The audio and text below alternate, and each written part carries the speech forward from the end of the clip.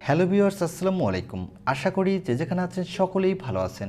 বন্ধুরা, স্যামসাং তাদের আরেকটি বাজেট সেগমেন্টের ফোন অফিসিয়ালভাবে বাংলাদেশে লঞ্চ করতে যাচ্ছে।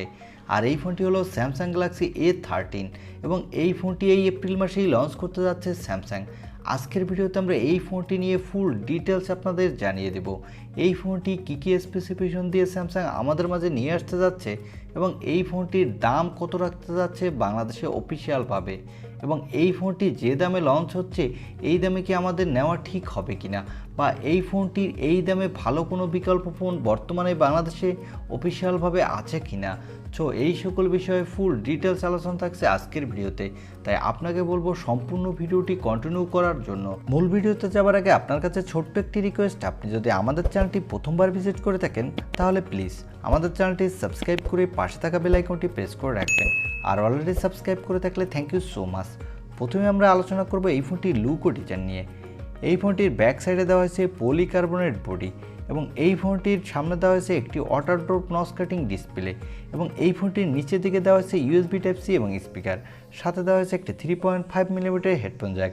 তো এই ফোনটির লুক ও ডিজাইন স্যামসাং গ্যালাক্সি এ সিরিজের অন্য ফোনের মতোই হতে যাচ্ছে, এবং এই ফোনটির লুক ও ডিজাইন আমার কাছে অ্যাজ ইউজুয়াল লেগেছে।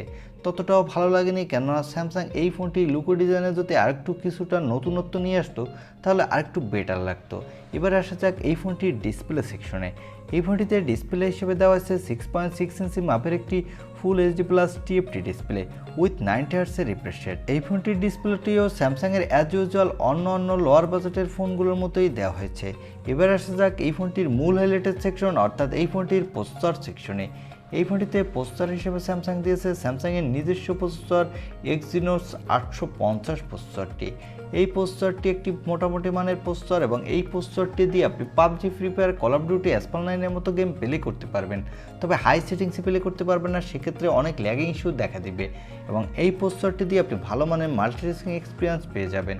এবং এই ফোনটিতে আউট অফ দ্য বক্স দেওয়া হয়েছে অ্যান্ড্রয়েড 12, এর ব্যাক এন্ডে দেওয়া হয়েছে স্যামসাংয়ের ওয়ান ইউআই 4.0। এই দুটি মিলিত কম্বিনেশনে আশা করছি এই ফোনটির ইউআইতে আপনি ভালোই ফাস্ট স্মুথ পারফরমেন্স পেয়ে যাবেন, কারণ আমাদের সকলেই তো জানা যায় এখন বর্তমানে অ্যান্ড্রয়েডের ইউআইয়ের মধ্যে স্যামসাংয়ের UI one of the best UI. এবারে আসা যাক এই ফোনটির ক্যামেরা সেকশনে। এই ফোনটির ব্যাক সাইডে দেওয়া হয়েছে ট্রিপল ক্যামেরা সেটআপ, যার প্রাইমারি লেন্স দেওয়া হয়েছে 50 মেগাপিক্সেলের, সাথে দেওয়া হয়েছে একটি 5 মেগাপিক্সেলের ম্যাক্রো লেন্স, এবং সর্বশেষ দেওয়া হয়েছে একটি 2 মেগাপিক্সেলের টিপ সেন্সর। এই ফোনটির ব্যাক সাইডে ক্যামেরা দিয়ে আপনি ফুল এইচডি প্লাস ভিডিও রেকর্ড করতে পারবেন, এবং এখানে দেওয়া হয়েছে একটি 8 মেগাপিক্সেলের সেলফি ক্যামেরা। এই ক্যামেরাটিতেও আপনি ভালো মানের সেলফি তুলতে পারবেন, সাথে ফুল এইচডি প্লাস ভিডিও রেকর্ড করতে পারবেন। এই ফোনটিতে দেওয়া হয়েছে একটি 5000 mAh-এর ব্যাটারি, সাথে দেওয়া হয়েছে 15 ওয়াটের একটি ফাস্ট চার্জার। এই চার্জারটি দিয়ে এই ব্যাটারিটি চার্জ হতে মিনিমাম 1.5 থেকে 2 ঘন্টার মতো সময় লাগবে। এবারে আলোচনা করব এই ফোনটির প্রাইস বাংলাদেশে অফিসিয়ালভাবে কত হতে পারে। এই ফোনটির প্রাইস বাংলাদেশে অফিসিয়ালভাবে স্যামসাং 19,000 টাকার আশেপাশে রাখবে বলে ধারণা করা হচ্ছে।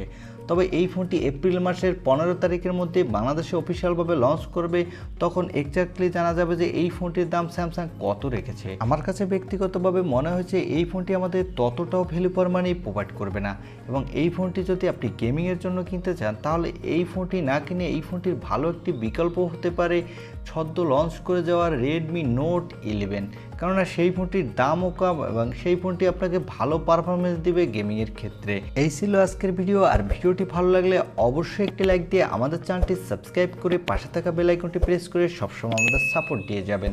দেখা হবে অন্য কোনো ভিডিওতে। আজকের মতো আল্লাহ হাফেজ।